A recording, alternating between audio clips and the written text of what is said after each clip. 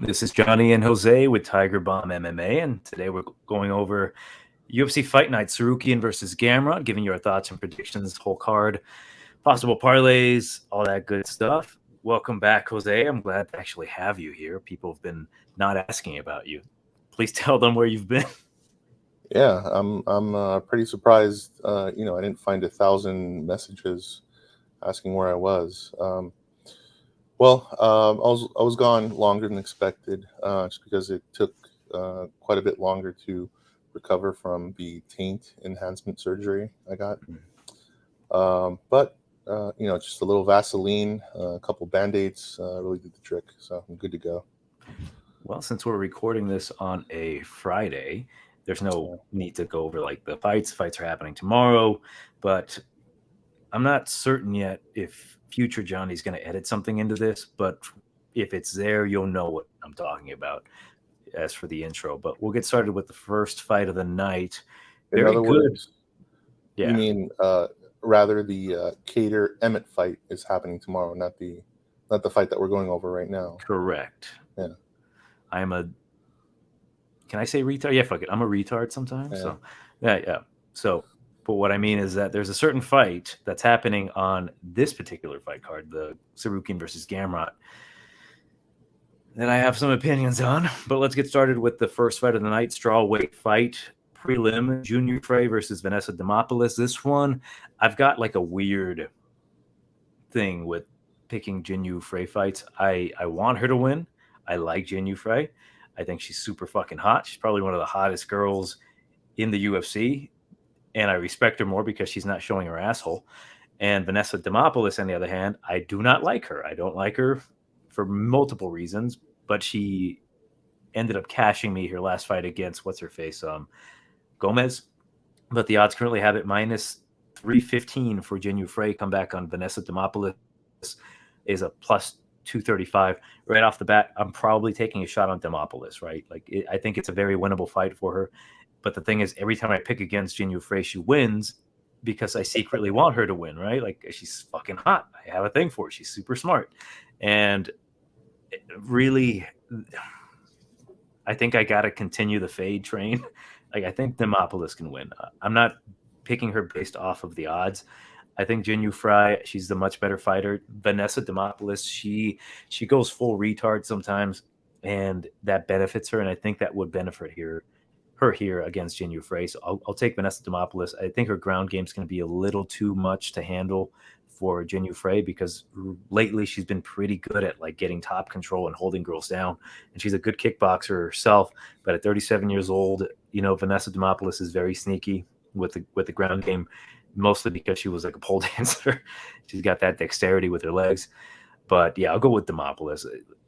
I hate to fucking keep going with Demopoulos, but at those odds, why the fuck not? I'll go Demopoulos by a second round submission. Yeah, you have to, man. Minus 315 in a women's fight where the last name isn't Shevchenko or something of the sort is crazy. No way Junior Frey, is set to demolish Demopoulos. Demopoulos. Yeah, I had the same problem. Demopoulos. I'm just gonna call her Vanessa.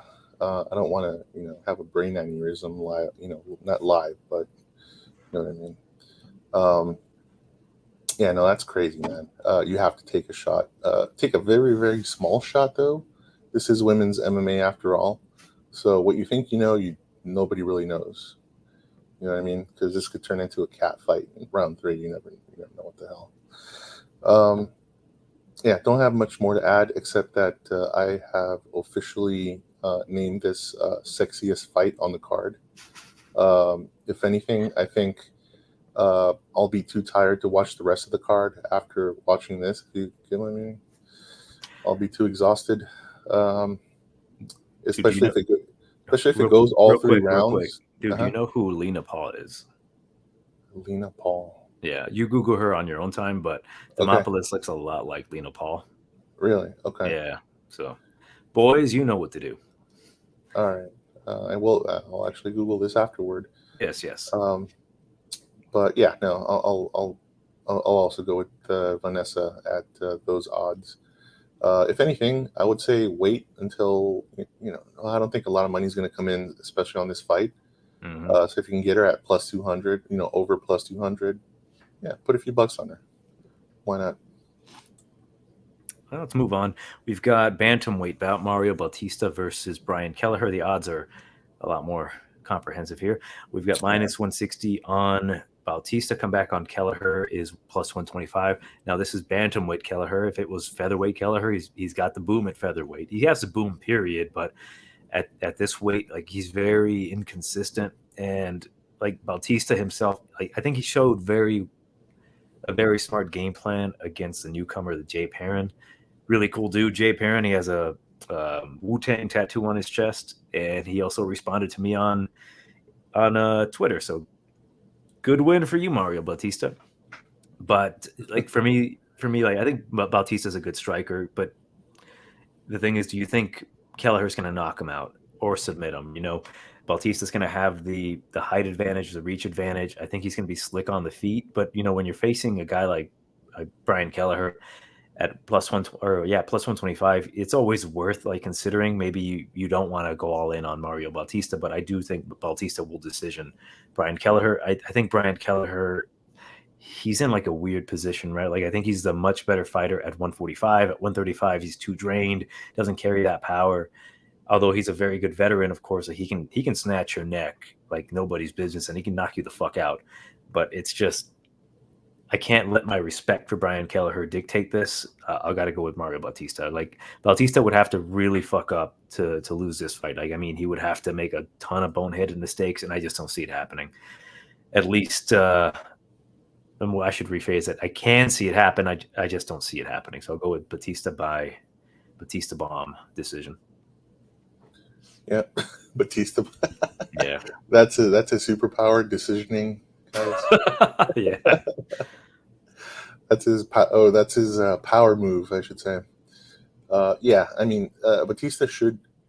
This is Bautista's fight to lose. Let's say he'd really have to fuck up like big time, like really do like an Anderson Silva type dance where he's he's pretending to get hit or not pretending to get like dizzy or something from one of Kelleher's punches, and then really get his ass knocked out. And you're like, wait, was he joking just now? It's like, oh no, he really got his ass knocked out. So I don't foresee him doing any of that showboating shit. So he should definitely win the decision here. Kelleher, on the other hand, I think it's close because he does have a chance to win, and that chance comes with his since this is at bantamweight, you're right, he doesn't have that boom. He has more of a if anything. So yeah, it's going to be tough because he, being the shorter guy, he is going to be reaching up. So it's going to be sort of a Roy Nelson type deal, to where he's going to have to throw that overhand. You know what I mean?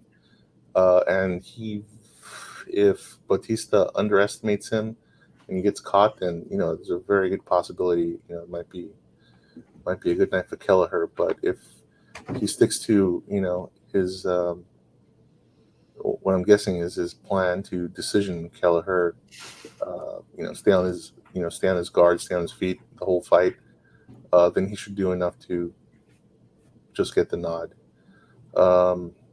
I'd say he's going to get at least 2 rounds, so he's going to be 20, 29, 28. Well, I believe so. I think that's going to be. I think that's the way to go. However, yeah, it's a very close fight, showing in the odds. So yeah, I'd be careful with this one. But yeah, I'm also going with Bautista by decision. Next bout at flyweight, we've got Cody Durden versus the young savage JP Buys. More like the young cuck JP Buys, but currently the odds have it in favor of Durden. Minus 125. Comeback on Buys is, or is it Bays? Yeah, Bays. So Bays is plus 100. This one, to me, it was a bit of a coin flip because both guys are wrestlers, and both guys.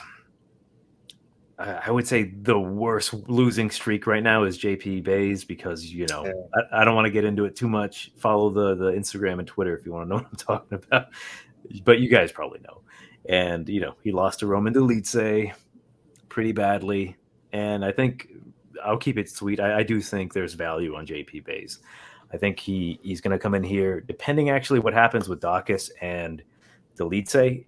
If Dawkins fucks him up, like I guess I'm predicting he does, Yeah. I think he's going to come in here fired up. He's going to want to show off because he's on a 2-fight losing streak. He got 2 really tough guys in his debut against Bruno Silva, where I cashed, and against Montel Jackson, where I actually picked Jackson to knock him the fuck out. This is back when I still hated JP Buys because he was married to Cheyenne Buys, who I thought at the time was the perfect woman, a woman who can kick your ass and also cook and clean for you. I love that shit. Favorite quote of all time from a women's MMA fighter. If you don't know it, she's like, I come home from training and I feel bad because I can't do my womanly duties and cook and clean for my husband. I'm just like, oh my God. But now we know what's up with her. And for Durden, Durden, he's not bad, but in this situation, he's facing another wrestler with really good jiu-jitsu, in my opinion. And I just don't think he has the quality. I think Durden, he's a tough guy, but JP Buys took an ass whooping from Montel Jackson, and he didn't give up. So I know it was a really bad look, but I'll go with JP Bays on this one. I keep alternating from Buys and Bays, so it doesn't make fucking sense to me. I'll go with the South African. I want him to get back on track, and hopefully he gets an even hotter girl. But I'll go with Bays by decision. Yeah, I'm not. Well, the reason I'm not going with JP is I think he's going to have everything's going to remind him of Cheyenne. He's going to look at the water bottle. He's going to be like, "Hey, Cheyenne." He's going to look at the towel. He's like, "Hey, Cheyenne." And then she's probably going to be in the audience. He's like, "Hey, Cheyenne." It's very likely she could be in the audience just to fuck with him. Yeah, I think so. Or just be. This is it's in Vegas. It's a fight night, so. God damn! Imagine, dude, she's in the audience, like his dick is bigger, and he just. It's like just by a centimeter, but still. I would love to live in a world where JP Buys his dick is way bigger than Roman's. It's just that Roman is just bigger and taller. He's not a manlet. Yeah, that's. I can guarantee you it's much hairier though. Yeah. It's like, if you've ever seen, what's that movie, Something Zohan with Adam Sandler? Oh, yeah. Don't mess with the Zohan. Yeah. He does kind of look like him, doesn't he? Yeah, I think that's the Harry that we're talking about here, which is like, like Rambo in the Vietnam jungle, let's say. But still, I feel bad for him. And, I know what it's like to get dumped by a lady, not lady boy. I know what you guys are thinking. Oh, okay. Why don't you bring that up? Yeah, so I know how bad that feels. What I don't know is how bad it feels to get cucked like that by, a hot wife, by, wait, Roman Dolidze, is he Middle Eastern or what the fuck is he? No, he's Georgian. Okay, so he's from Atlanta then? Yep. All right. Yeah, I don't know what that feels like, to have your wife, basically cook and clean for somebody else. And that's the worst part about it. Like, the sex is fine, but how dare you cook and clean for the other man? Yeah, man, that's gotta fuck with him. He's not. I don't think he's coming into this fight, and it's pretty recent and it's ongoing. So I don't believe for a minute that's not affecting him. In his training and he's all sorts of fucked up, man. Yes, he have anger that he's going to bring to Durden, but I don't think his mind is right, man. So that's the only reason I'm going with Durden here, because I think JP does have a chance, but I think that's going to fuck him up. So I'll stick with Durden here to get the decision. But you never know. Durden could just fuck up and fall into. I mean, he fucked up his last fight. I'll just say that. Because that Mokaev is not. That submission made him look like fucking, like the second coming of Charles Oliveira. You know what I mean? Yeah, it's just like I just think Cody Durden done fucked up on that. I'll just say that. Yeah, so it's very possible he may fall into a guillotine or a rear naked choke or something. So So this one I would suggest staying away from. But I personally would say I'll go with Durden to take the decision here, because I don't think there's going to be much crazy action. I don't think they're going to knock each other out, or or like ground and pound or any of that shit. They're just Yeah. gonna just try to push each other against the fence and try to I don't think there's going to be very much action. I think all the big the bigger story behind it is like he got cucked and he's just trying to move forward. So Mm-hmm. my heart's with JP, but I think yeah, Durden takes this one. All right, let's move on. Bantamweight, Julian Paiva versus Sergey Morozov. Now, with this one, it's fascinating because Morozov is a slight favorite. He's a minus 140. Come back on Julian Paiva is a plus 110. And, going with Paiva against anyone in the world is not a bad bet, right? He's a good fighter, good striker, very long and rangy, 5'8", compared to the 5'6" of Morozov. And what's interesting, though, if Morozov would have won his last fight, he would have probably been like a minus 500. Like maybe not that crazy, but he was looking really, really damn good against Douglas De Silva. And then that second round came, and De Silva just went on a different level, man. Like, I don't know if you remember the fight, Jose, but like Morozov looked every bit of like minus, I think, over 200. And I literally, I'm watching the fucking fight and I'm just like, I needed him to cash out a parlay, and I'm like, no problem, baby. I'm just sitting back, relaxing. Dude, the second round comes out, and De Silva comes out like a different fighter. Like, I don't remember if his mom passed away or something like that happened, but he was a different animal. Like holy shit. Like part of me wasn't even mad. Like I did lose some good money, but I'm like, when Douglas De Silva de Andrade fucks your parlay, he gives you something in return, and that's an absolute brutal fucking finish. He fucked up this boy Morozov. So I can see people fading Morozov just for that, because he did kind of slow down in that fight, but I think he's still a really good fighter, and I think he can win this fight. Things to be concerned about if Paiva like tries a knee him while he's going for a takedown. And Morozov's not the greatest striker, but he's getting better. So it is very much so kind of like a hybrid striker versus grappler matchup. For me, though, I do feel like Morozov gets the decision win. And Paiva, I think he's very good. I do think he can win this fight. It's a very close fight, but for me, I'm leaning more Morozov just because he has that very good, I don't want to say it's dominant wrestling, but it's a very good wrestling that he has. And his striking, again, he's getting better. I don't think he'll make the same mistakes against De Silva. And for Paiva, can't really say much about him. He did get fucking battered by O'Malley, but O'Malley right now, he's literally doing everything right. He's taking shit slow, asking for more money, and knocking out a guy like Paiva is a pretty big deal. So no shame in losing to O'Malley, but yeah, I'll go with Morozov by decision. I think it'll be really close. Part of me even thinks people are going to bitch about a robbery, but I think Morozov gets at least 2 rounds, maybe the first 2. The second round might be really close, and then Paiva might get the third, but Morozov for me is the play. Yeah, same here. I think Paiva, now that he's training over at Team Alpha Midget, I think he's going to have some defensive wrestling, aside from, maybe his jiu-jitsu and whatnot. But I think Morozov is going to have, is going to be more offensive, grappling minded. And that's probably just going to score him, the more, more rounds, I should say. I'm pretty sure he's going to get maybe, if not the first and second, for sure the second and the third. Because I think he's either going to just, the way I see it going, he's either going to dominate the first 2 rounds, and then Paiva, they're going to, bitch slap him a little bit. He's like, hey, why don't you, why don't you do the thing with the defense, in Portuguese.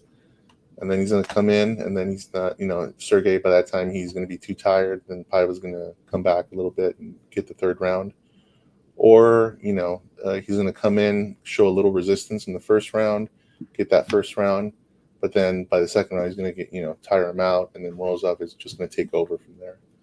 So I think one of those 2 scenarios is pretty likely. And yeah, Paiva just got lit up by, funny old Krusty. 5 months, I think, is enough to recover from that because he didn't get knocked out that nasty, from what I remember. I think it was just like a standing TK. I can't remember if he fell, but it was a lot of punches that he ate. Yeah. Well, 5 months, he should be good as new now. So yeah, I think he'll be fine. Well, moving on, we've got a featherweight bout: TJ Brown versus Shailian Nuerdanbieke.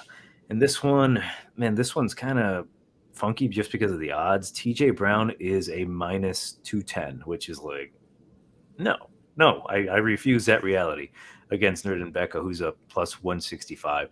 The spitefulness in me will just want to take Nuerdanbieke. Like, hey, I'll take him because fuck that. I ain't playing into these games about TJ Brown being a minus 210 because no, not at all. Should be lined a lot closer.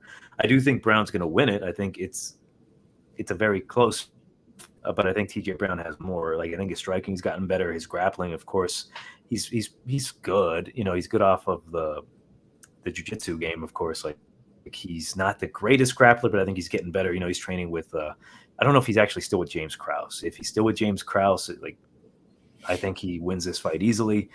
Nuerdanbieke, I don't know, man. Like I've never really been too impressed by the guy. I know he can out-grapple dudes. I know he out-grappled Sean Soriano, but Sean Soriano, man, like watching his fights outside of the UFC, the dude just cannot buy himself a fucking fight. Like he looks great, and then he fucks up. Like I don't know what it is about the guy. So the fact that Soriano was winning that fight until he decided to lose the fight doesn't give me a whole ton of confidence in me picking the Wolverine Nuerdanbieke to beat downtown DJ Brown.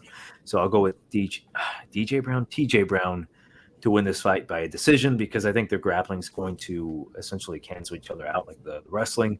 And then TJ Brown just having the more output with the striking is just going to pick Nuerdanbieke apart from the outside.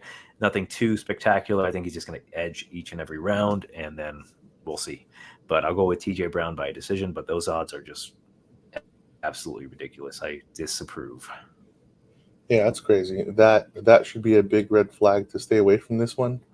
No way is he worth that much. If it was like minus 130 ish, that would be a little bit more realistic because it is it's like the fight is like maybe 55-45 to TJ, 55, in other words 55% to 45% for the other guy.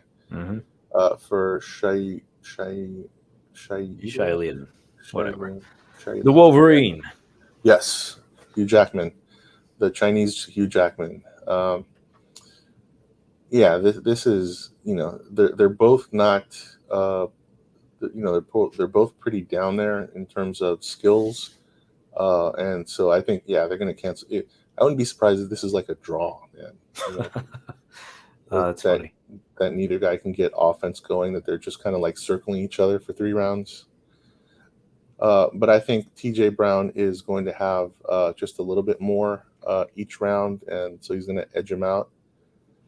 I mean, I don't really see him knocking him out or submitting him either side, but I think TJ Brown's probably just going to push the pace a little bit more. And this is not going to be the most. I think one of the more exciting fights on the card. But I think TJ Brown's going to do it by decision. Moving on, interesting bout. The main event of the prelims is up next. At light heavyweight, we've got Tafon the Don Nchukwi versus my favorite, Carlos Blackjack Ulberg. And currently the odds have it in favor of Ulberg minus 135. Come back on Nchukwi. He is a minus 105. I don't know what to say other than, I think everyone knows what I'm going to do. I'm going to pick Nchukwi to win by second round knockout. And I'll explain because obviously the fuck Ulberg thing is like, it's personal. Me and him, fuck this guy. He fucked me by not knocking out the very easily knock-outable Fabio Cherant. He just fucking stared at him, pissed me the fuck off. Never forgive the guy. But in all honesty, like the guy's, he's very good, right? Like you can see the glimpses of I guess, greatness from Carlos Ulberg. Like, he's very fast. He's got great striking. He's got a lot of output until he gets tired. And I know he tried to play it a little safer against Fabio Schramp because he wants to get the win. He can't be embarrassed by a guy like that. But dear God, he could have done more. And Tafon Nchukwi, he ended up losing his last fight against Murzakanov. He got knocked out by a flying knee. But dear God, in that knockout loss, he looked fantastic. He was scaring the goddamn shit out of me. I had a lot of parlays with Murzakanov, and I'm like, oh my God, he is stuffing the takedowns. He's eating him up on the outside. He's doing everything right? Like, his cardio is very solid. He's a strong guy. He's progressively getting better and better. And the guy, he's got a mean streak on him too, but he's very composed. So even though he got knocked the fuck out with that flying knee, I think that was a very low percentage knee. I mean, it cashed me out, so I'm happy. But if we're being honest, Murzakanov was losing that fight. He was minutes away from losing that fight. So I have to go with Tafon. I think he actually finds a way to outpoint Ulberg in the first maybe round and a half, and I do think he actually knocks him out. Ulberg, I wouldn't be surprised if he comes in here like balls, bat out of hell. I don't know why I said balls, maybe because I looked at his handsome face. But yeah, I think he can get the knockout because, again, he's not a scrub. He is a scrub, but he's not a scrub. But I have to be more realistic. I think Tafon Nchukwi, I think he gets the win. I think he gets a second round knockout. I will put money on it because, of course, fuck Ulberg, and hopefully future Johnny does something in the intro special for this particular fight. But yeah, second round knockout in Nchukwi, fuck Ulberg. No, it makes sense. I guess maybe I was zoned out every time you'd say fuck Ulberg at the very end. Mm-hmm. I always took that as fuck Zoidberg. And I was like, what does he have against Dr. Zoidberg? What did he ever do to you? But now it makes sense. Now you've explained that. I've always been meaning to ask, but it just slipped my mind, or we're just short on time. And so thank you for the explanation. And yeah, now I can rest easy, knowing that you don't have any grudges against Dr. Zoidberg. Now, this is a tricky one. This goes back to height to me. So being the fact that Ulberg is 4 inches taller than Nchukwi, to me, I actually see Nchukwi knocking him out in the second round via like an overhand. Mm-hmm. I don't know why, but I keep picturing Roy Nelson type knockout here for some reason. I do it on certain fights. Other fights, it's like an uppercut, but I see an overhand, coming in and then kind of finishing it up. I don't think he has one, or rather, I don't think Ulberg is going to get finished by one punch, but I think that overhand is like going to wobble him, and then he's going to get finished in the second round. So I'm actually taking Nchukwi by KO, which should bring the odds to at least like plus 200, plus 250 or something. Hopefully, yeah. I would say. But I will learn my lesson. I won't expect Nchukwi to knock him out. I do think he can actually knock him out for sure. But frankly, though, I think it's more than likely, if you're betting this, that he might get the decision. So at this point, I wouldn't bet him as a prop. I just take him straight as an underdog, depending on where the odds are at. Let me actually check real quick what my bookie here says. Not my bookie, the site, but my actual bookie here where I live. He is a lot better, minus or plus 110. So I'll just take him straight. But let's move on to the main card. The first fight of the night. This one is like, holy shit, man. Like, it's a really good fight. We've got Chris, the action man, Curtis versus Adolfo, the black belt hunter, Vieira. And this is what I found fascinating, right? Chris Curtis has been an underdog for his first 2 UFC fights, right? Now he's a minus 150, which is like, is it time to fade Chris Curtis as a favorite, as an underdog, right? Jesus Christ, man, he's just not missing as an underdog. Like, if you would have bet him twice, obviously you've been making some sweet, sweet money. And for Rodolfo Vieira, the opposite, right? You bet him as a favorite, and then he let you down against Fluffy Hernandez. But now he's an underdog. He's plus 120. And the positives about Rodolfo Vieira is that obviously the grappling, right? If he takes you down, It's literally a matter of time unless you've been fucking drilling your escapes for fucking days and hours upon before the fight begins. Chris Curtis, I know he's very good. He's very good at middleweight, right? At welterweight, which is where I initially got a lot of tape on him prior to him coming into the UFC. It was just very, you know, not great. Like he was beating some bums and some scrubs and some washed out fighters, and then he's getting knocked out by in the PFL. I forget the guy's name, but Ray Cooper. He's getting the fuck knocked out by him. He actually knocked out. Damn it, he just got knocked out. The Portuguese fighter. Jesus Christ, I can't remember. Whatever. But Curtis, he's got the striking, but I get the nasty feeling that Rodolfo Vieira, who has been improving in his striking, for sure, 100%, his striking's gotten a lot better than what it was when he fought Fluffy. His jab is very good. He's got a very good jab, and I think the biggest issue with Vieira in the past was that he would not want to engage in the striking, which made his takedowns very telegraphed. He would use a lot of power because he didn't set the takedowns very well, gassed himself out, and then luckily prior to getting fucked up by Fluffy, he just had a pretty easy night. I think he wins this one. I really do. I think Chris Curtis's win streak comes to an end. I don't feel comfortable betting Chris Curtis as a favorite, definitely. If I can get plus odds on Rodolfo Vieira, who if he takes your back, you're fucked. And I know Chris Curtis, he's training with some good people. It's just that I don't know if I trust him, right? Like I think if he knocks out Rodolfo Vieira, which I'm assuming a lot of people are expecting it's a great win on his record, and he's getting closer and closer, honestly, to a title shot, because it'd be hilarious. I've been joking about this for a while, that Chris Curtis is going to accidentally get himself a title shot by knocking the fuck out of everybody in his way, where he's a huge underdog. In this case, he's the favorite. He's expected to win. I just don't feel comfortable betting Curtis as a plus or a minus 150. I like Vieira, definitely. I think there's a lot of upside to Vieira. But we'll see. If you want to play it safe, though, doesn't go the distance, really, or the under, perhaps, because if Vieira gets a sub, it might be in the first 2 rounds, depending on what the line is if it's going to be like under 1.5 or 2.5. And then obviously Curtis, if Vieira gets his takedown stuff, he's going to get knocked the fuck out. But for me, I'll go with Vieira. I'll say maybe a first round submission. He'll kind of catch Curtis off guard, and it'll end the Action Man hype train. But I will gladly bet Action Man Chris Curtis as a plus 200 underdog against, I don't know, fucking Derek Brunson.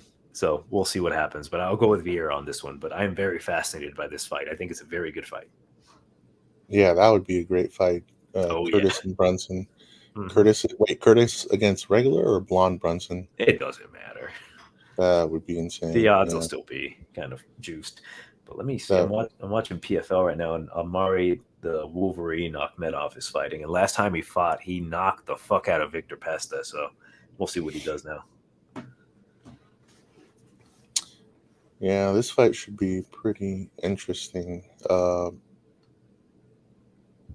I think this is Vieira's fight to lose, because if he doesn't work, if he doesn't push those takedowns, if he doesn't force his game on Chris Curtis is going to light his ass up. I don't think it's going to, and if he does, or rather, if he doesn't do that, then I don't think the fight is going over a round and a half. I think he's going to get his ass knocked out before the first round ends or at the beginning of the second round. Unless he does, push his game on Curtis, and then I think, it'd probably end at the end of the first round or at the beginning of the second round. So whoever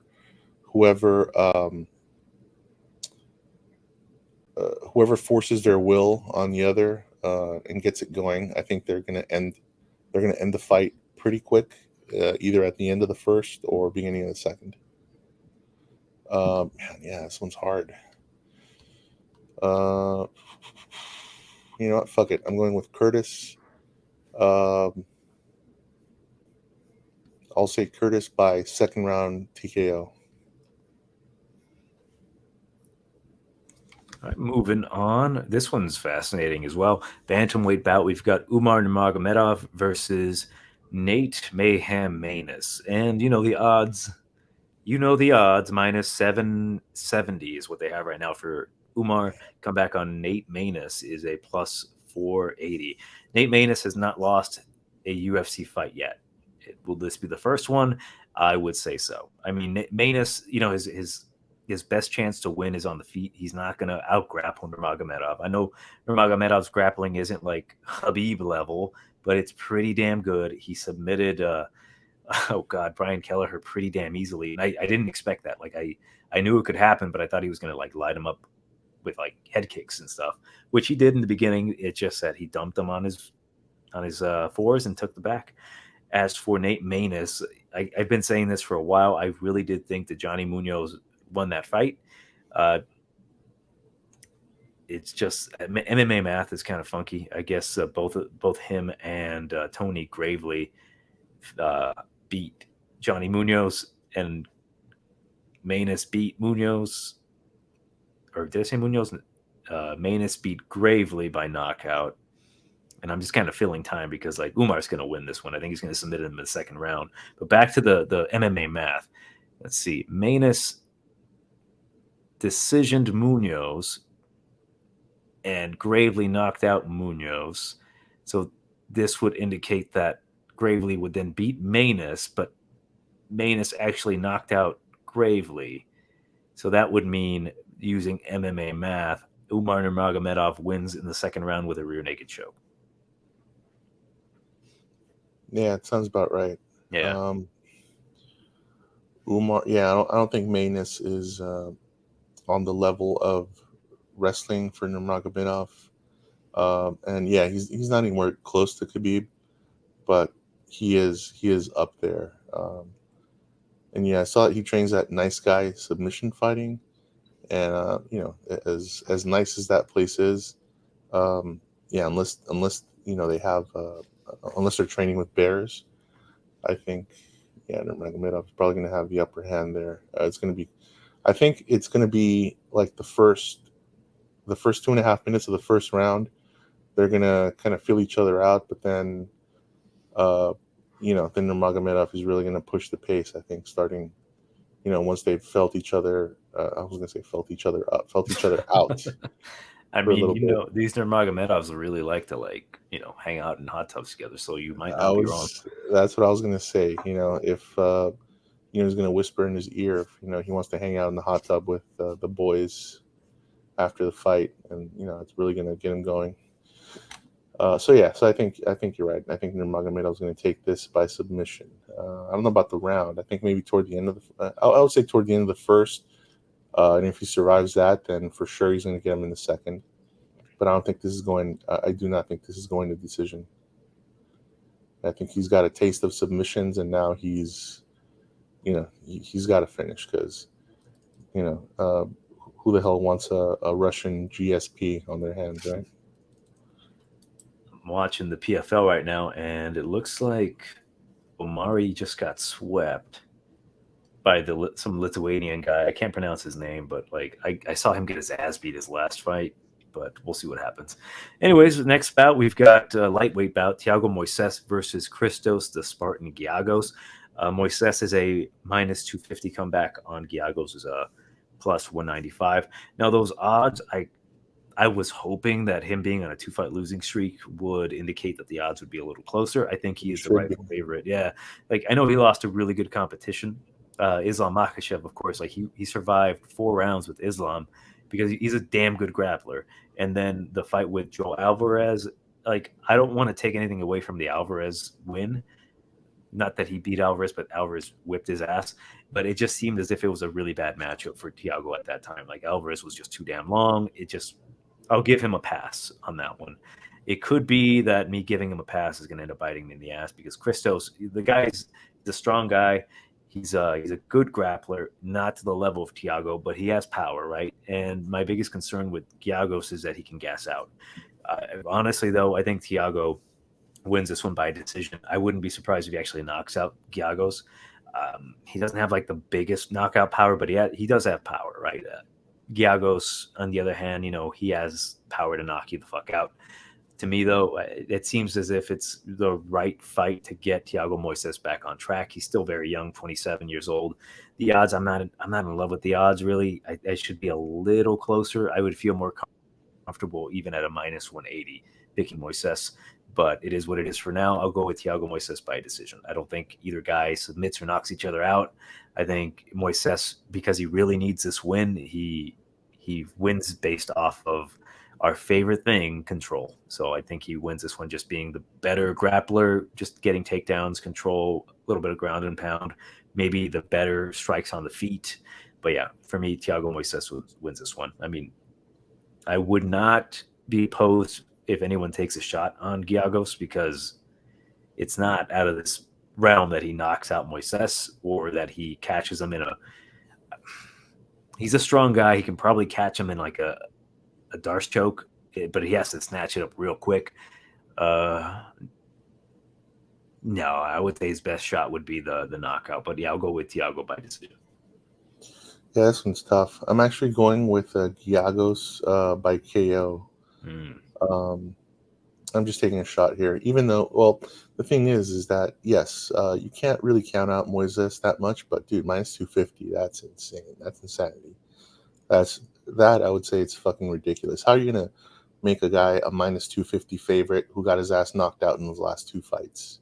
I'm sorry, who I should say got his ass knocked out in his last fight and then submitted, in his fight before that. Sure, it was to Islam and Joel. But still, that's crazy, man. And yes, both of these guys got knocked out in their last fight, respectively. And actually, I think Moises got knocked out by the better guy, Joel Alvarez.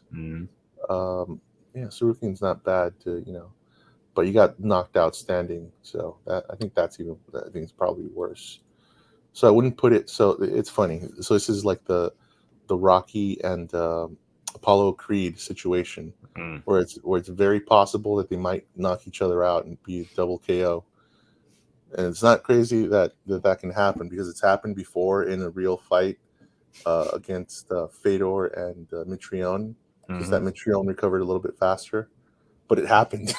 That was one of the funniest, like, oh shit, and then Mitrione's like, oh shit, I'm still awake, so he just pounced on Fedor. That was one of the greatest, I think it was in New York too. Yeah, like it was it wasn't in Russia, because otherwise no, that would have disqualified the shit out of Mitrione. Like, how dare you use an illegal straight punch?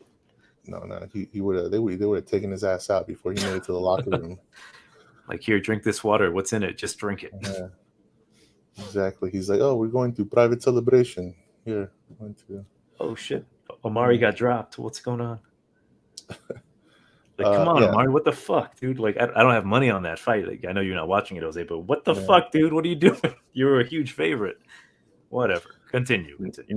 Here I'm going with Giagos, just based off of the odds. The odds are way too high, and if they go higher, then fuck it. If he's a plus 200 and something, it's not a shot in the dark, because he's 1-1 his last two fights. Versus Moises, who's 0-2 his last two fights. So if anything, that's crazy. I don't understand the odds, but I mean, I'll try to explain the odds, because like, if you think about it, like, for sure, Moises fought the much better competition. So granted, he should be the favorite, but I guess now that I'm thinking about it, like, let's take a look at who Giagos has fought. He fought, obviously, Arman Tsarukyan. He got knocked out. No shame in that, right? Tsarukyan's a fucking beast. And then we've got Sean Soriano, as I mentioned earlier. Sean Soriano finds a way to lose. Like, he doesn't find a way to win. He doesn't find a way to, like, come back from adversity. He wins a round, then he decides it's time to go home, boys, and then he fucking loses. And Carlton fucking minus. So I guess, you know what? At those odds, minus 250, they need to be a little higher. minus 300, fuck it. I guess looking at the record, like, because I'm trying to base it just off of Giagos' skill set, and I know he's a good fighter, but maybe he's not. Oh god. Oh shit. Omari just fucking finished the dude. But I guess the best way I can say it, I understand the odds. I think it should be closer. because Giagos, he's not a scrub. It's just, I guess, his record isn't as impressive when comparing it to even the losses of Moises. So, Yeah. yeah, you know what? I don't feel comfortable even saying to take a shot on Giagos anymore. I'd just probably stay away from it. Yeah, this one's a little bit tricky because there's that whole Rocky Apollo Creed scenario going on in my head. Yeah, this is not good. Two guys that got knocked out in their last fights less than a year ago. Yeah, this is not a great betting situation. I'll go with Giagos by KO, but that's just a shot in the dark at this point. All right. Let's move on to heavyweight. We've got Josh, the fucking loser Parisian, versus Alan, the fucking loser Baudot. This one fucking pisses me off, man. Like Josh Parisian, like I always sound and I get upset and kind of fired up with certain fighters because like you know what I mean? But I don't hate these guys, but for real, Josh Parisian does not belong in the UFC. I don't think either guy really does. But if I were to take a shot, I think Alan Baudot is Alan Bidet. I just remembered I call him that. Alan Bidet, with some seasoning, with some better training, with some better cardio, I think he can get a UFC win. And just so happens to be that Josh Parisian might be that guy. The odds are dead even, -115, -115. Josh Parisian, the dude is like flabbergasting because he's not a badly skilled guy, right? Like he has some good techniques. It's just that whatever happens is that when he's in the cage, he just does not perform. Granted, I did not watch his fight with Dontel Mays, but when a guy is fucking you literally with his cup to your head in the north-south position, you don't belong in the fucking UFC. Alan Baudot, I think he hits hard. He's a fast starter. I think he knocks out Josh Parisian in the first round. The fact is, to me, Josh Parisian is 0-3 in the UFC. He lost to Parker Porter, which at the time I recall saying Parker Porter sucks, but Parker Porter's gotten my respect. And then he lost to Roque Martinez. Like I had money on Josh Parisian because I'm a fucking moron. He won the fight, but I know he lost the fight. I saw what I saw. And then Dontel Mays fucked him with his cup. But Doe, on the other hand, he made it closer with Parker Porter. I think he's a decent enough fighter. I'll go with Baudot to knock out Josh Parisian in the first round. Yeah, it is what it is. But yeah, this fight pisses me off. Watch it be like a fucking all-time classic with both guys just slinging leather, and it goes to like a blood and guts decision. But for me, Alan Baudot's to play. Yeah. Well, I'm going with Alan as well, just because Parisian is an embarrassment to everyone, including the Scorpion fighting system. Yeah, man, that's getting losing Dontel Mays that way, and Roque Martinez. I mean, what the fuck, dude? He should have destroyed him, but Yeah. that was the equivalent of like of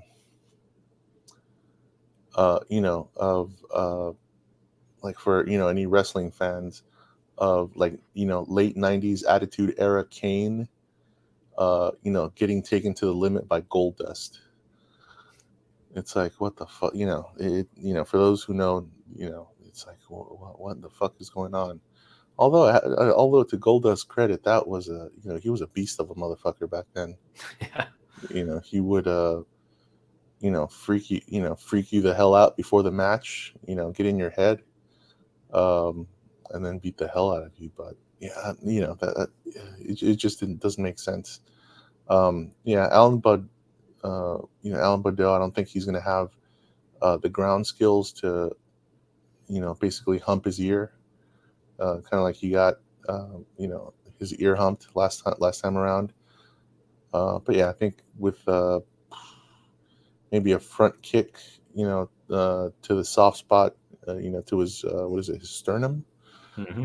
and then a couple punches should do him in, because I think Josh Parisian is the new the other weak ass heavyweight. Who's the guy who was heavyweight? No, I'm sorry. Who's the guy who is now heavyweight? Who used to be a middleweight? The guy's name fucking escapes my mind. Oh my god. A heavyweight that used to be a middleweight. Yeah. What does he look like? Yeah. Fuck. He looks big now. Heavyweight. Oh wait. Oh my God. You know what I'm talking The about? You know what I'm talking prototype. about? Yeah. Yeah. The prototype. Oh my God. Like I know he just lost to Andrei Arlovsky. Yeah. I Exactly. fucking hate when this happens. Like I know these guys. Yeah. I don't remember his name. Like it But escapes anyway, me. Yeah, yeah. yeah. Parisian just reminds me of like He looks like Chaz of, Bono, right? yeah, exactly. Yeah. He's MMA's Chaz Bono. Yeah. I can see his name, but I just cannot. Yeah, but Parisian reminds me of like a version of him.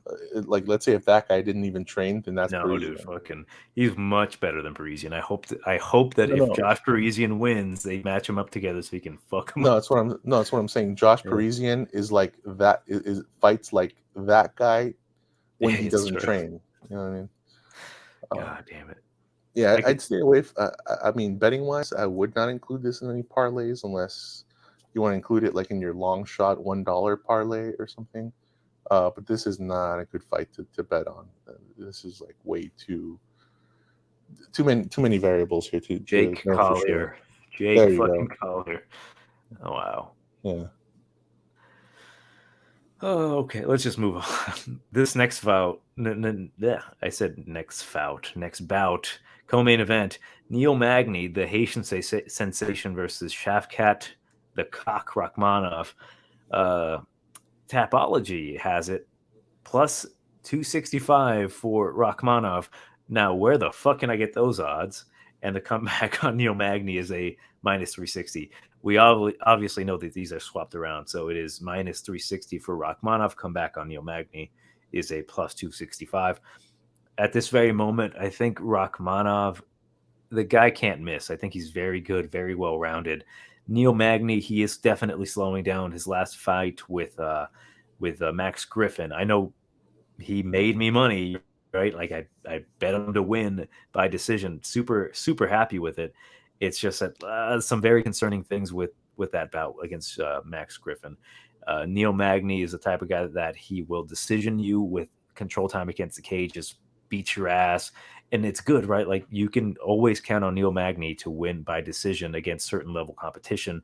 Shavkat is not that level competition. He's much better, and I know he's just breaking into the top 15 after this bout. He's number 16 right now, but I think this is the right guy to introduce him into the top 10. I think if he finishes Neil Magny, which I think he will in the second round, I think he submits him because like my theory with Rahkmonov is that he can choose to do whatever he wants. He can knock you out if he really wants to, or he can submit you. And he has one of these like what is it called? Carlos Condit records, like nearly identical knockouts and finishes. And the dude can submit Michel Prazeres, and he can knock out Carlston Harris. I think he needs a submission, so we go second round rear naked choke for Rahkmonov. I mean, Neil Magny's got balls. Like he is willing to fight anyone. He's willing to fight Khamzat. The fact that he took this fight with Rahkmonov, where in reality he shouldn't have to take it. He should be looking for like better fights, more suitable fights for him. In this case, this one's just a really tough fight. So I always respect Neil Magny, but I think Rahkmonov is just on his way up. I don't know what his ceiling is really. I don't know if he'll ever touch the title, but we'll see how he handles Neil Magny, and we'll go from there. But I'm really high on Rahkmonov. As you can tell, I call him Kakmonov because I'm assuming he has a big one. But Neil Magny, props to him, but Rahkmonov second round submission. Yeah, I was gonna say it's like, did I hear you say that, or am I imagining it now? Like, man, am I imagining like his dong? It's like what? I was like trying to think. I was like thinking through that. I was like, yeah, should I even bring that up? I don't want to sound like a F A Yeah. But yeah, man, this is crazy. So Shavkat is coming into this fight. He's one of the more exciting prospects for sure in this division. Actually, in all of UFC, man, I've been very high on this guy for quite a while now. Ever since his after his submission of Oliveira. But for sure, this is his do or die moment. You know what I mean? because he's got to take it to Magny. If he takes a few steps back and lets Magny do his thing, even for one round, he's just going to smother him.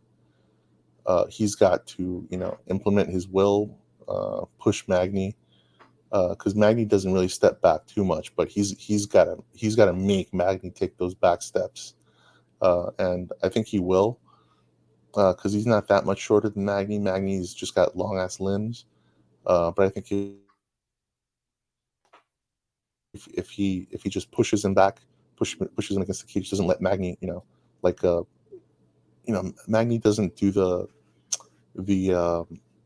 like the Colby style, double leg where he gets the double leg and then just kind of runs him across the cage and that sort of thing. Yeah. He more like pushes the guys up against the cage and then double legs them there and then does his thing. It's a good game plan. Like, I'm not gonna shit on it. Like, he fucks you up against the cage and then he takes you down. Yeah, no, that's what I'm saying. Shavkat cannot let him push him back up against the cage, anywhere near the cage, because if he does that, then he's not going to be totally fucked, but he just can't let Magny do his thing.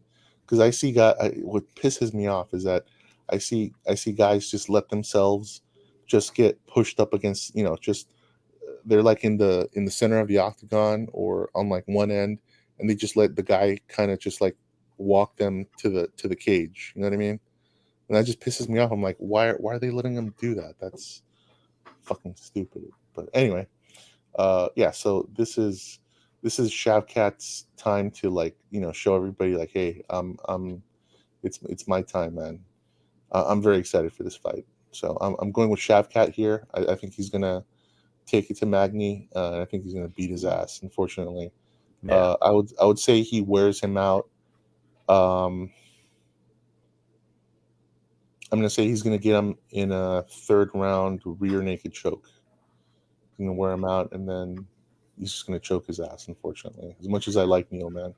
Dude, I get this, I like to think of all the possible scenarios of how a hype train could be, derailed. Is this really where we find out that Shavkat is, a fraud, right? He's just been getting really fucking lucky.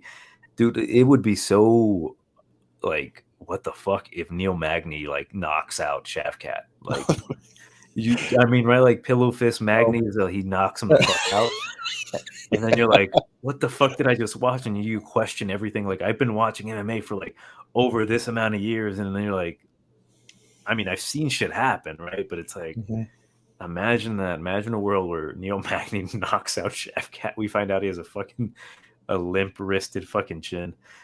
Well, I would say, what would be funnier is if we call, if Neil changes his name from the Haitian Sensation to Black Crow Cop. If he a left kick knocks out, left no, dude, kick.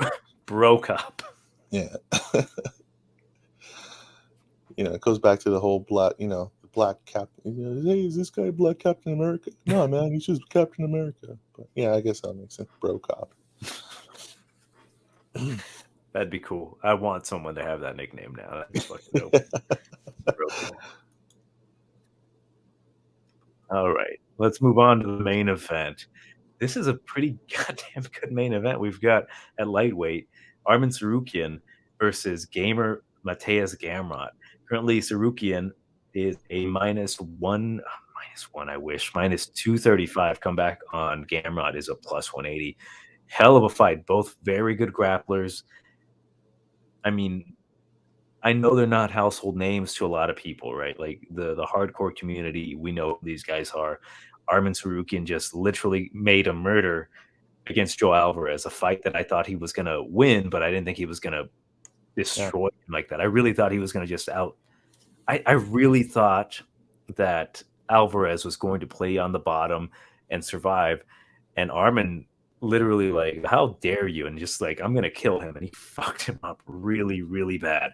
As for Mateusz Gamrot, Gamrot's always been kind of an interesting cat because he loses to Garam Kutateladze, a fight really close. Garam just really impressed the shit out of me in that fight.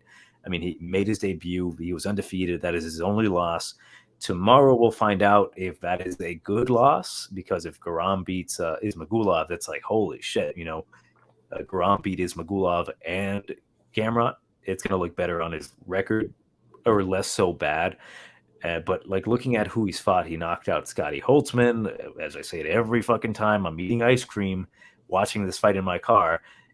Fucking see the knockout. I dropped the ice cream cone on my crotch, and I'm like, holy shit! Like he just knocked out Scotty Holtzman, and then he destroys the guy who makes people unconscious, Jeremy Stevens. And when they fucking get hit, they don't move unless you're Clay Colliard. And then he, oddly enough, defeated Diego Ferreira by kneeing him in the ass, which I thought that was an interesting fight. It was a really good fight while it lasted. I think Ferreira did a really good job up until that point, and I did see some concerning things in that fight. I was very like oh shit, like he's not dominating like I expected him to against Ferreira, because Ferreira, he puts up a good fight, and then kind of that awkward injury happens where he I don't know, I really don't remember exactly what happened, but he gets hurt, and then they give the fight to Gamrot. Arman, on the other hand, to me, he's been very impressive since he made his debut against Islam. It was a really close fight to me. I mean, maybe I'm biased, but I really thought it could have been a split decision, and I would not have been upset if Arman won that fight. To me, Arman's kind of been like this golden child. Like, he's very good at everything, right? His bread and butter is the wrestling. There have been a bit of scares there, even with what's his name, Mercier. There was kind of a like, is he all that great? But to me, the guy is just phenomenal. Like, it is his fight to lose. I think he should be the rightful favorite.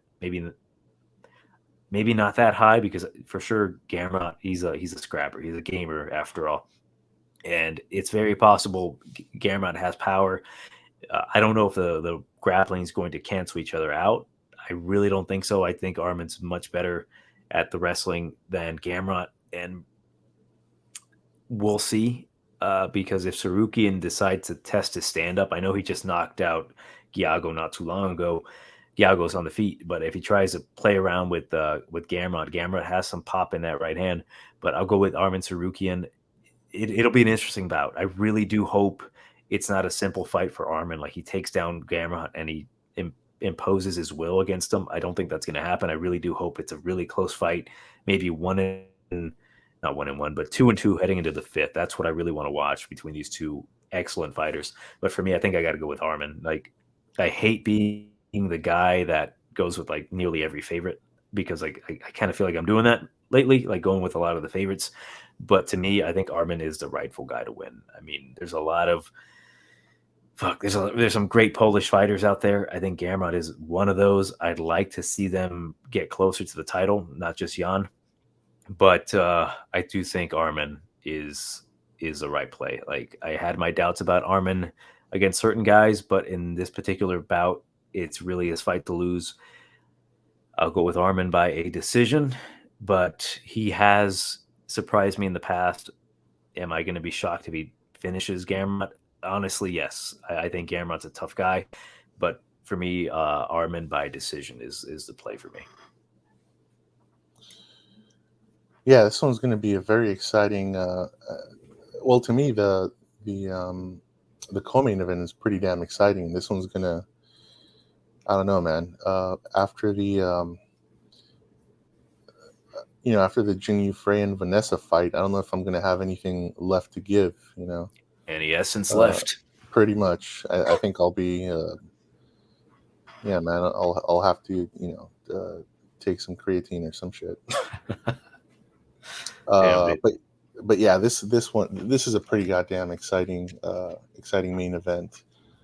These guys they're not gonna fuck around. You know what I mean? No. There's not gonna be any sort of bullshit talk. They're gonna Gamrot's. I think the only thing Gamrot might do during the weigh-in is he's gonna have after they weigh in, he's gonna have a sandwich, and he's gonna tell Tsarukyan, he's gonna whisper in his ears like, guess what my favorite type of sandwich is? Turkey. And that's really gonna fuck with Tsarukyan. Anyway, and that's really gonna fire him up. and I think Tsarukyan, he doesn't really need that, man. These guys don't talk too much shit. No. This is I feel Tsarukyan's fight. Actually, no, you can't bleep that part out, right? What part? Where he whispers, what his favorite sandwich is in his ear. But anyway, no, it's staying. Okay, okay. I think the only thing that would Tsarukyan would like fuck up and completely throw his career away is if he decided to start training at Glendale Fight Club. Yeah, no, let's not talk about that. That's his way, that's his way out to becoming a fucking plumber or whatever the fuck his backup plan is, because he's only 25 years old and he's already beat some really good fucking guys. Mm-hmm. It's crazy that he's number 9, but he's not really getting a lot of media attention, because the UFC is like all still on Connor's balls and whatnot. Mm-hmm. Man, this is crazy, because if he beats Mateos, who's number 8? Yeah, man, this is pretty fucking exciting. Yeah, it's a great fight, dude. Holy shit, dude! If he beats Mateos, yeah, and if he goes up against like Fiziev or Dos Anjos or Dariush, dude, like, yeah, man, his fights. I mean, this fight is going to be fucking exciting, but they can only get exciting from here. Like, I think he's going to make a name for himself for sure here, but fighting these other guys, man, like if he goes up against Dariush, rematch against Makhachev, or even, man, if they give him Gaethje and yeah, he's going to be like, I'm gonna smoke this guy, and then he gets, then we get another classic Gaethje rear naked choke finish. God damn it, Gaethje! Don't get me started on that motherfucker. But man, honestly, either guy, like if Mateus somehow, I don't want to make it sound like it's not possible for Mateus to win this fight. Like it is. Oh no, Mateus is a motherfucker, man. Yeah, he's a great fucking fighter. It's just that he's fighting Tsarukyan. Yeah, and I think Tsarukyan's just on fire right now. Like he fought some really good competition, and I'm a little, I guess I'm taking that into consideration a little too much, perhaps, that the competition that Gamrot's fought is not the same caliber as Tsarukyan. And Tsarukyan's got some duds in there too. Like Fervola, not to shit on Fervola, but there's a way to beat Fervola if you're the better grappler. And then Giagos himself. Davi Ramos is a good fucking fighter, though, and even though he lost to Islam, that was a very good fight. Like he really showed his competitive nature, and for me, Gamrot hasn't really shown that type of dominance that gives me the confidence to think this guy's gonna fight Benny Dariush and knock him out or finish him with a heel hook. I just don't see that. For Arman, though, I feel like he's got a good style. His gas tank does concern me, though. Like, I don't know how great his gas tank's going to be at 5 rounds. And Mateus, he's fought 5 rounds before. He's a former champion in KSW. So, yeah, we'll see. We'll see what happens. But it's a hell of a fight. You know what sucks, dude? I'm going to be traveling during this fight because I'm coming to LA next week. And I'm going to be on. But you'll be at your mom's most likely. No, but I'll be flying. So I'll be leaving. Like my flight is at 9. So hopefully it's an early card. I doubt it, but it'd be dope. But yeah, I'm gonna miss this one, so it's gonna suck, dude. Wait, but it's Saturday. I thought you were gonna be in LA on Monday. No, because my flight leaves on Saturday night, so I can get there Sunday. But neither here nor there. It just sucks. I'm gonna probably miss most of the fights. It's gonna suck. Right. You know what? The last time, actually, I'll tell you just a quick story. The last time I saw a fight on an airplane, like literally, I'm at the terminal. I'm getting on the plane. I'm like, hurry the fuck up and get to the main event. And it's an old fucking fight. Cowboy Cerrone versus Darren Till. And I'm on my phone as if they're like, please put away all devices. I'm like, fuck you. Luckily, Darren Till knocked him out in the first round, so it was like, okay, I can put my phone back now. But Yeah, like memories like that. I also saw Paige Van Zant versus Rose on an actual airplane, and Cody Pfister versus what's his name, Super Sage Nordcut on an airplane. Little shit you remember. But yeah, dude, I take my MMA watching fucking seriously. So I'll probably be driving to the airport because I have to go to another city to fly much cheaper to LA because flights right now are like fuck you in the ass expensive. Yeah. But enough about that shit. Fight's gonna be fantastic, and I'm just saying because I do not want to fucking miss it. So I'm probably gonna have to like as soon as I get off the airplane, I'm gonna start like streaming it. Yeah, it's yeah, this is crazy to think, man. Well, the other crazy thing is that Tsarukyan is only 25 years old, Yeah, and he hasn't even reached his what is it, his peak, you know, his prime. his prime. Yes. And it's crazy to think that as he, you know, like in my mind, if he kind of, you know, still is improving and he reaches his prime by the time, let's say he gets a title shot, you know, down the line, let's say that's his fucking prime and he gets his, and he somehow gets the title and goes on to defend it. That shit's crazy, man. This guy is, yeah, Tsarukyan. I don't know. Do I jinx him or not by calling him the next? No, don't say it. Okay, never mind. Yeah, I'll leave it as is.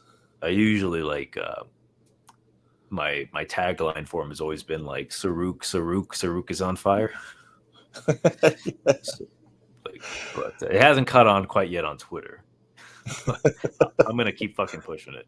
Hopefully, like one day he gets big enough, and you're like Saruk is on fire. I want to hear fucking the whole stadium or wherever the fuck the whole audience go nuts and say that. But down the line, we'll see how far he goes. We're probably jinxing him because we're talking about him like he is the second coming of, you know, the guy that we don't want to mention. But did you want to add anything? Because I have some possible parlays for this one. No, go ahead. I'll see if I can come up with something. All right. So what I'm thinking is there are certain fights here you probably don't want to tempt fate with, but if I'm going with a possible parlay, I will go with Armin just straight. Let's see. Ooh, like, is it safe to put Nurmagomedov? He's like a minus 170 at my current casino. But you know what? Fuck it. We're here to play. I'm going to go with Alan Baudot just because I don't give a fuck. Right now, with those three, it's a plus 205. And who else can I add on there? Shavkat, like there's no doubt. Shavkat, he's minus 400. Mm-hmm.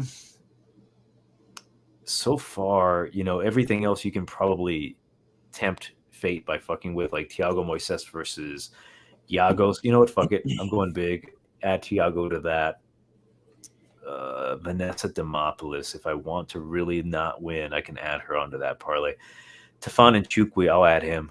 And Verdolfo Vieira. You know what? To me, it's a 50-50 fight at plus 125 through my bookie with those 7 people plus 2,461. Like I have not been able to bet, like because I have to go to the casino. I've been super fucking busy. As you can tell, the videos themselves, I just have the backdrop of the fight, and I just have not had time because of my new job. Like literally, I cannot. Like I'll give you some behind the scenes shit. At my previous job, I was kind of coasting a lot, and I would literally spend most of my time editing videos and downloading pictures and doing all this shit, which would take maybe a couple hours. I would do it at the job. This new job, because it's like a much bigger fucking deal, I can't be doing that. So it's just been struggling. So I got to find the right schedule. It's been tough. I'm going on vacation soon, so it's gonna be dope. But yeah, I haven't been able to go to the casino or really place much of any bets. But with this time, if I put $10 on that particular parlay, that gets me $256. But if I'm going with straight bets, I do have a couple underdogs for sure. I really do like Vanessa Demopoulos, being that it's a women's fight. It's a win-win for me. If Vanessa wins this one, I get money. If Vanessa loses this one, Frey won, so it's a I jinxed it by betting against her. So I want the nothing but the best for my sweet, sweet Jinyu Frey. And then underdog plays Julian Paiva. You can't go wrong betting Julian Paiva against Sergey. I do think Sergey's going to win, but it's not bad. Tafon and Nchukwi, I'm definitely going to go with Tafon and Nchukwi straight, and then Rodolfo Vieira. I do like that as a plus 125. If I lose, I lose. I just feel Rodolfo Vieira. It's a really good spot for him. Just he's getting better, and as long as he doesn't spaz out on the feet like, oh, he touched me, I better fucking take a knee and go for a takedown. Like, no, I think he can definitely win it. But those are my picks. What are you thinking, Jose? If I would say and go so I can click on these bitches. Yeah, so if I can if I was gonna do one parlay where I'm like, you know what, I don't feel like losing my money, I'd go with Armin, Shavkat, and Umar. I was gonna call it the something parlay, but I probably shouldn't say that. Yeah. So those three gets you a plus 102. That's not a bad parlay. Like, you're tempting the MMA gods, right? Because minus 400, minus 770, and a minus 235. If this were like a retard parlay and you would add more people, you'd kind of feel like whatever. But with these three guys on there, plus 102, it almost feels like easy money, but you know what I mean? Like, you get a bit uncomfortable. Yeah. Like, did you really? This is not like a high betting. It's not like I have $100. Should I spend $100 on groceries or let me see, spend $100 on this card? I'd probably spend $10 on that. No, or you don't want to do that. 25. I'd be like, you know what, 25, okay. But I would say that's the parlay I'm most comfortable with. Not that I do it. And then from there, if I were gonna either do another parlay or just add on to that, like do a $1 parlay, I'd go with Mario Bautista, Cody Durden. Just realized they're not on here. Interesting. Yeah, I forgot about. Oh wait, here we go. Mario Bautista. Oh yeah, JP buys. I'll probably end up going with him straight. But you said Durden. Yeah, Bautista, Durden, Paiva.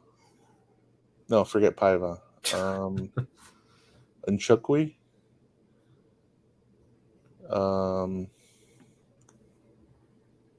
And let's see. Yeah, I'd probably do those and then add on to the original three that I mentioned. And that would be like my big long shot parlay for let's say $5. $5 would get you $66 in return. Probably want to go a little deeper on that one. Let's just say $10. $10. Yeah. Breaking the bank here. $133. There you go.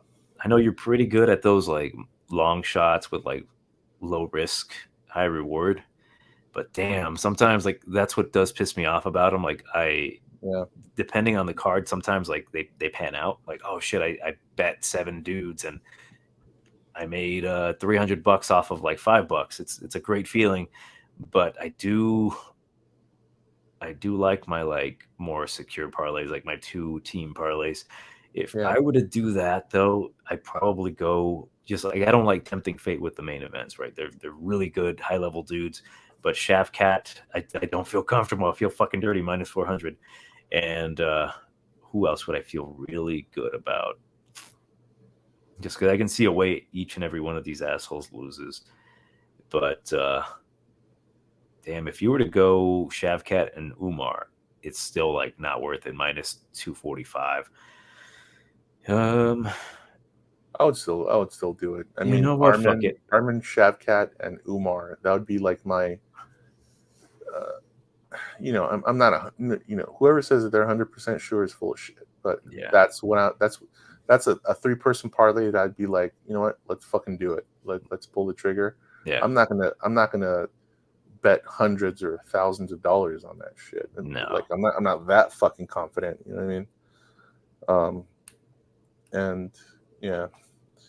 But I think these guys are like on their way up, and I think they have a good, like really good chance of beating their opponents. Mm-hmm. Like Alan Baudot against Parisian, I think the fight's too close. Same thing with Moises and Giagos, Curtis and Vieira. Like I said, that one's close in the sense of like who's going to like, is Curtis gonna what is it? Not push it. What the fuck am I trying to say? Push his will. Impose as well. Impose his will against Vieira, or is Vieira going to impose his will against Curtis? Like who's going to have, is it the grappler or the striker that's going to dominate there? Nchukwi and Ulberg, that one's tricky as well because like you said, Ulberg isn't a scrub. Yeah, I mean he is, but he's not. He's a piece of shit, but he's not. He's 4-1, but then Nchukwi has power. You know what I mean? TJ Brown, I would stay away from that shit. Same thing with Sergey and Paiva. Yeah, that's trouble.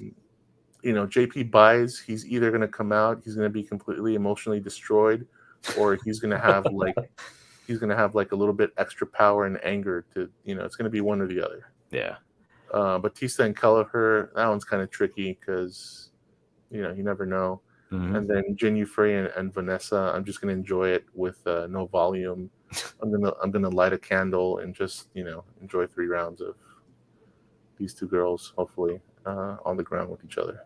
Oh yeah, that's gonna start off the day really well.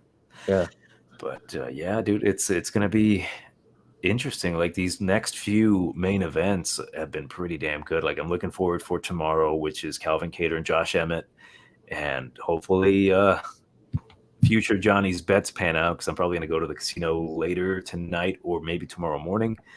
But for this particular card, like, again, I'm not going to be able to watch it all because I'm going to be traveling. But God, man, I cannot wait to see what happens between these two because the future of lightweight, I think, is these 2 guys, right? Like, if Gamrot can fucking, let's just say he knocks the fuck out of Tsarukyan, that, like, holy shit, right? Like, it's just insane. Like, who is he going to fight next? And, like, you'd be super excited. I would top 10 is really crazy. It's crazy right now. Yeah, dude. Well, we'll leave it at that. That's been Johnny and Jose from Tiger Bomb MMA. Make sure you, of course, like, share, subscribe, leave a comment. Now that Jose's back, welcome him back if you want. Welcome him back the right way, the YouTube way. Or the Tiger Bomb way. The Tiger Bomb way by fucking, destroying us and ripping him a new asshole after he just got his new one repaired. But as always, I leave you with fuck Ulberg.